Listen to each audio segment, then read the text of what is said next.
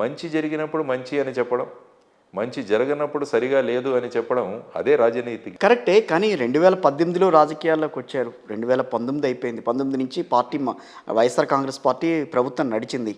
So ఈ 4.5 ఏళ్లుగా మీరు మాట్లాడింది ఇంకో 3 నెలలు ఈ 3 నెలలు ఇంకా ఎన్నికలు ఉన్నాయనగా మీరు పార్టీ పెట్టడాన్ని ఏ రకంగా అర్థం చేసుకోవాలి ఇక్కడ? ఏమీ లేదు, రాజకీయ రంగంలోకి వచ్చి ప్రస్తుతం ఉన్న రాజకీయాల నుంచి మార్పు రాజకీయాలు, ఈ రెండు పార్టీలు ఏం చేస్తున్నాయి అన్నది ప్రజలకు విడిమర్చి చెప్పడానికి పుట్టిన పార్టీ.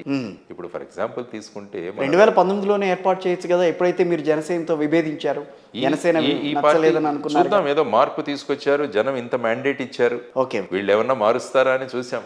ఒక 5 సంవత్సరాలు వాళ్ళకి అవకాశం ఇచ్చారు, ఈ 5 సంవత్సరాలు వీళ్ళకి అవకాశం ఇచ్చారు. ఏది ముఖ్యంగా ప్రత్యేక హోదా ఏమైంది? ఇద్దరు కలిసి ఏం చేశారు? మాట్లాడదాం. ప్రత్యేక హోదా మీద కొంచెం నేను వేరేగా మాట్లాడతాను సార్. మీరు అదొక్క అంశమేనా లేకపోతే ఇంకా అంశాలు? విభజన హామీలు ఉన్నాయి, వైజాగ్ స్టీల్ ప్లాంట్ ప్రైవేటీకరణ ఉంది, రైల్వే జోన్ ఉంది, విభజన హామీలు, అందులో ఉన్న విషయాలు, వీటన్నిటి గురించి ఎవరు ఏం పట్టించుకోవట్లేదు. మేము అది ఇస్తామంటే మేము ఇది ఇస్తాం, ఒకరికి ఇస్తామంటే ముగ్గురికి ఇస్తాం, ఈ విధంగా వెళుతూ ఉంటే మరి బేసిక్ ఇష్యూస్, రాష్ట్రానికి సంబంధించిన బేసిక్ ఇష్యూస్ గురించి ఎవరు మాట్లాడలేదు. కాబట్టి ఈ మాట్లాడాలి, ఆ విధమైన చైతన్యం కలిగించాలి, ప్రజలు ఈ విధంగా కోరుకుంటున్నారు, ఇవన్నీ బేరీజు వేసుకొని ఫైనల్గా ఈ పార్టీ పుట్టింది. 4.5 ఏళ్ల తర్వాత 4.5 ఏళ్లుగా మీరు మాట్లాడకుండా ఏమీ చేయకుండా ఈ రోజున పార్టీ పెట్టాను, మా సిద్ధాంతం ఇది అని చెప్పడం అనేది, అంటే మీరు దాన్ని ఏ రకంగా జస్టిఫై చేసుకుంటారు అసలు ఈ విషయంలో? ఇది ఎలక్షన్ల కోసం పుట్టిన పార్టీ కాదు. ఆ మాట గట్టిగా చెప్పండి. ఇది ఎలక్షన్ల కోసం పుట్టిన పార్టీ కాదు, ఇది లాంగ్ టర్మ్ ప్రజల జీవితాల్లో మార్పులు తీసుకురావడానికి పుట్టిన పార్టీ. ఓకే, పుట్టుంటాం కాబట్టి ఈ ప్రక్రియలో, ఎందుకంటే ఎలక్షన్ అన్నది ఈ ప్రజాస్వామ్యంలో ఒక పార్ట్, దానికోసమే కాదు, అందులో కూడా భాగస్వామ్యం అవుతాం.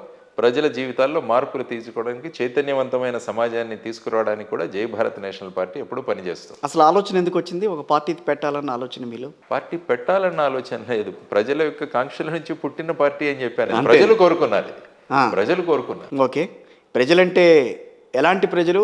రాజకీయ పార్టీలు కాదన్న ప్రజల, రాజకీయ పార్టీలు కాదు, రాజకీయ పార్టీతో పాటే ఉండాలనుకున్న ప్రజల? అందరూ ప్రజలు, cutting across the party lines. General ప్రజలతో నేను సమావేశమయ్యాను, వాళ్ళతో కలిశాను, వాళ్ళందరూ కోరుకుంటున్నది మేమేం చేయాలి. ఇప్పుడు ఆంధ్రప్రదేశ్లో దాదాపుగా 5 పార్టీలు ఇప్పుడు ప్రస్తుతం నడుస్తున్నాయండి. కాంగ్రెస్ పార్టీ కూడా వేళ్ళూనుకుందాం, మళ్ళీ వేళ్ళూనుకుందాం అన్న ప్రయత్నం జరుగుతోంది కాంగ్రెస్ పార్టీలో కూడా. సో అలాంటప్పుడు అంత పెద్ద పెద్ద పార్టీకి సంబంధించిన చాలామంది సీనియర్లు ఉండగా ఈ రోజున జేడీ లక్ష్మీనారాయణ గారు ఒక పార్టీ పెట్టి దాన్ని ఒక సిద్ధాంతం కోసం ముందుకు తీసుకెళ్తానని ఆయన మాట్లాడడం, ఏ రకంగా ప్రజలు దాన్ని అర్థం చేసుకోవాలని అంటారు ఈ రోజున? ప్రజల అర్థం నుంచే వచ్చామంటున్నాం. మేము ఇప్పుడు వెళ్ళి ప్రజలకు చెప్పాల్సిన అవసరం లేదు, వాళ్ళందరికీ ఈ విషయాలు తెలుసు. ఓకే, ఈ విషయాలను ఇంకా ప్రస్ఫుటంగా చెప్పడానికి ఈ ప్లాట్ఫామ్ అనేది ఒకటి కావాలి అన్నది వాళ్లే కోరుకున్నది, నేను కూడా అనుకున్నది. ఈ రెండింటినీ కలిపి, అంటే దీన్ని ఒక ఆప్కే ఐడెంటికల్గా చూడొచ్చా మిమ్మల్ని? ప్రజల కోసం ఎవరు పని చేస్తున్నా కూడా ఆ ఐడెంటికల్గా మీరు చూడొచ్చు. యాక్చువల్గా రాజకీయ పార్టీలన్నీ కూడా ప్రజల గురించి పని చేయాలి. ప్రజల గురించి పని చేయకపోతే ఇన్నాళ్ళ తర్వాత, స్వాతంత్రం వచ్చిన ఇన్నాళ్ళ తర్వాత ఎక్కడొక్కటి రెవల్యూషన్ అనేది వచ్చి ఉండేది. అందుకనే మార్పులు వస్తున్నాయి, వస్తున్నాయి, లేకుంటే ఒకే పార్టీ పాలించాల్సింది.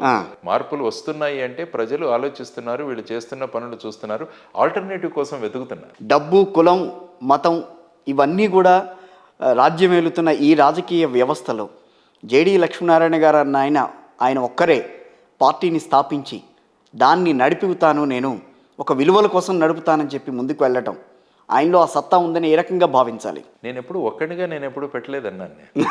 అందరు జనం యొక్క వాళ్ళ యొక్క కాంక్షలతోనే పెట్టిన పార్టీ. నేను ఎప్పుడు అనుకోను, అందరూ కలిసి చేశాం. మీరు అన్నట్టు ఈ విధంగా ధనము, కులము, గుర్రం జాషువా గారు చాలా చక్కగా మాట్లాడతారు. ఆయన ఒక విషయం చెప్పాడు, గుణం లేనివాడు కులం గొడుగు పడతాడు, మానవత్వం లేనివాడు మతాన్ని ఆశ్రయిస్తాడు, పసలేనివాడు ప్రాంతీయం ఎత్తుతాడు, కానీ జనం మనతో ఉండాలి అంటాడు ఆయన. జై భారత్ నేషనల్ పార్టీ జనంతో ఉన్నది. ఈ విషయాలు ఏమీ మాకు అవసరం లేదు.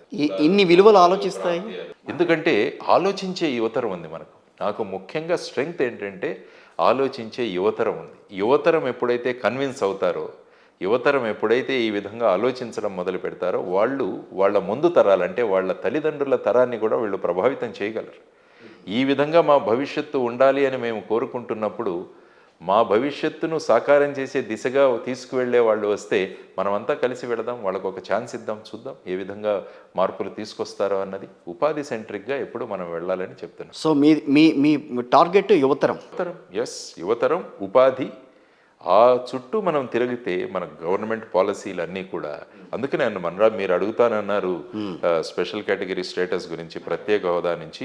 యాక్చువల్గా మన పార్టీలన్నీ కూడా కలిసి ఈ ప్రత్యేక హోదాను తీసుకొచ్చింటే అప్పుడు ఏమైందంటే మొత్తం ఉపాధి సెంట్రిక్గా తిరిగేది. ప్రత్యేక హోదా ఆంధ్రప్రదేశ్ హక్కు అన్నది ఇక్కడ పెట్టాం మేము. ఈ బ్యాడ్జీని నినాదం తీసుకెళ్తున్నాం ప్రజల్లోకి. ఇప్పుడు ఏంటంటే ముగిసిన అధ్యాయం అని మాట్లాడుతున్నారు అందరూ. ప్రత్యేక హోదా అన్నది ముగిసిన అధ్యాయం.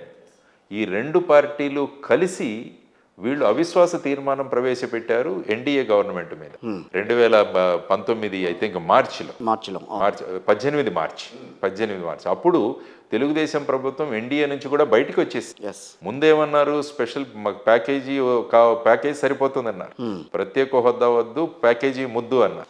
ఆ తర్వాత కొన్ని రోజులు అయిన తర్వాత దానికి స్పెషల్ పర్పస్ వెహికల్ ఒకటి అరేంజ్ చేయాలి, అందులో మీరు కాంట్రిబ్యూట్ చేయాలంటే మాకు స్పెషల్ పర్పస్ వెహికల్ లేదంటే మళ్ళా ప్రత్యేక హోదా కావాలన్నారు. మరి ఎన్డీఏ నుంచి బయటకు వచ్చేశారు. ఇద్దరు పార్టీలు వాళ్లకు స్ట్రెంగ్త్ లేదని తెలిసినా కూడా వచ్చే ఎలక్షన్ల దృష్టిలో ఉంచుకొని వాళ్ళిద్దరు కూడా అవిశ్వాస తీర్మానాన్ని ప్రవేశపెట్టారు. అవిశ్వాస తీర్మానం వీగిపోయింది. ఆ తర్వాత మరి ఏం చేశారు? 4 సార్లు అవకాశం వచ్చింది ఈ ప్రభుత్వం మీద అవిశ్వాసం పెట్టడానికి. మొదటిది సిటిజన్షిప్ అమెండ్మెంట్ యాక్ట్ పెట్టినప్పుడు, సిఏఏ అంట. ఆ సిఏఏ కోసం రాజ్యసభలో వీళ్ళకి స్ట్రెంగ్త్ లేదు. కాబట్టి రాజ్యసభలో స్ట్రెంగ్త్ లేనప్పుడు అన్ని పార్టీల వైపు చూశారు. ఆ సమయంలో ఈ ఇద్దరు పార్టీలు కూడా మేము సిఏఏకి సపోర్ట్ చేయాలంటే మీరు మాకు ప్రత్యేక హోదా ఇవ్వండి అని అడిగిండాల్సింది. అడగలేదే. రాష్ట్రపతి ఎన్నిక ద్రౌపది ముర్ము గారిని ఎన్డీఏ అభ్యర్థిగా ప్రకటించినప్పుడు అప్పుడు కూడా ఖచ్చితంగా, ఎందుకంటే ఆ ఎన్నికల్లో అసెంబ్లీలో ఉన్న వాళ్ళు కూడా ఓటు చేయాలి. దానికి ప్రధానమైన ప్రతిపక్షంలో ఉన్నది ఇక్కడ ఉన్న ప్రభుత్వం, వైఎస్ఆర్ సిపి ప్రభుత్వం. అందులో 23 మంది వీళ్ళు కూడా ఉన్నారు. వీళ్ళిద్దరూ మళ్ళా కలిసి ఎప్పుడైతే అవిశ్వాస తీర్మానాని కోసం కలిశారో మరి ఇప్పుడు కలిసి చెప్పిండొచ్చు కదా, మాకు ప్రత్యేక హోదా ఇస్తేనే మేము మీరు సమర్థించిన అభ్యర్థికి మా సమర్థన ప్రకటిస్తామని. అదేమీ ప్రకటించలేదు. ఇంకా ఎన్డీఏ వీళ్లను అడగక ముందే అక్కడ ద్రౌపది ముర్ము గారు మా అభ్యర్థి అనగానే ఇద్దరు చేతులు ఎత్తేసారు. ఎస్, మేము సపోర్ట్ చేస్తున్నాం. ఆవిడ ప్రత్యక్షంగా విజయవాడలో వచ్చి అదే చెప్పింది. మా అభ్యర్థిత్వాన్ని మేము వాళ్ళను అభ్యర్థించకుండానే ఇద్దరు పార్టీలు మాకు మద్దతు ప్రకటించారు, మేము వాళ్ళకు ధన్యవాదాలు తెలియజేస్తున్నాం. మరి ఎందుకు అప్పుడు ఇద్దరు కలవాలా? కరోనా పోయినట్టుగానే ప్రత్యేక హోదా కూడా పోయిందని అదే ఉపరాష్ట్రపతి ఎన్నిక. ఆ తర్వాత మొన్న ఆగస్టులో జరిగిన Delhi civil services appointments bill ఒకటి కేజ్రీవాల్ గారి గవర్నమెంట్ అగేన్స్ట్, అప్పుడు కూడా అవకాశం ఇచ్చింది. ఈ 4 అవకాశాలు మరి ఎందుకు వదులుకున్నారు? ఇద్దరు కలిసి అవిశ్వాస తీర్మానాన్ని ప్రవేశపెడతారు కానీ 4 అవకాశాలను ఎందుకు అనుకున్నారు?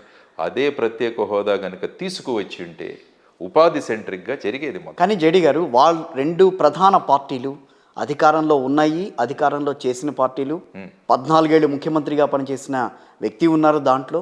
సో వీళ్ళందరూ సాధించలేని ప్రత్యేక హోదాని నేను సాధిస్తాను అని చెప్పి జేడీ గారు ఈ రోజున పార్టీ పెట్టారు. నేను సాధించలేము అన్నది కదా, ఇది ప్రజలు అడుగుతున్నారు, ప్రజలు సాధిస్తారంటున్నాం మేము. ఇప్పుడు మేము జై Bharat national party cutting across party lines అందరినీ అడుగుతున్నాం, ఈ బ్యాడ్జీ ధరించండి.